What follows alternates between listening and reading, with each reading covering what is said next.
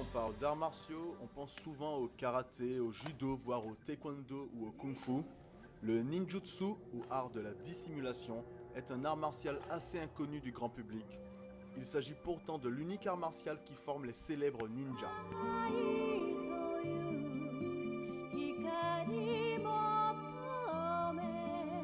En fait, le ninjutsu enseigné par Maître Hatsumi se compose de trois grands principes. Le travail du taijutsu, où on va apprendre les techniques de combat en corps à corps avec les armes, mais aussi la souplesse, la respiration, jusqu'à atteindre un état naturel du corps appelé shizen dans les arts martiaux.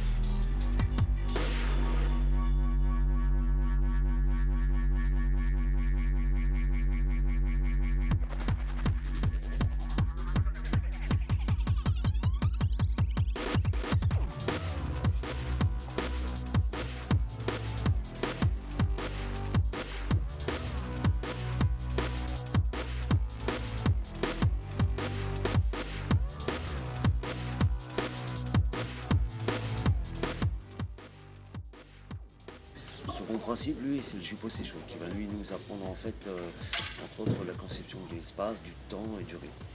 C'est de ce principe qu'on va parler et faire prendre conscience à l'élève du fameux yin-yang et le déplacement de l'espace. Le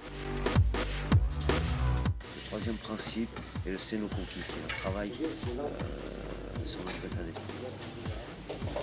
Basé sur le travail des émotions, de l'attachement, le but est d'arriver à l'état de Mushi. Simplement on va tromper. On reste traditionnel parce qu'on utilise encore les armes, toutes les armes traditionnelles comme le bo, le sabre. Le niveau nécessaire pour arriver à faire quelque chose de bien, c'est à peu près 3 ans. C'est le temps qu'il faut à raison de 2 cours par semaine.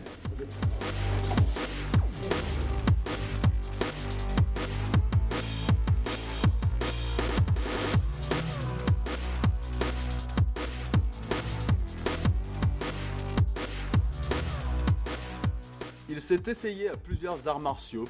Depuis 1 an, Ludovic pratique le ninjutsu, notamment pour sa polyvalence. Voilà, c'est complet. Il y a des coups, des projections, projections comme au judo, projections un peu comme en aïkido. Voilà, c'est un grand mélange.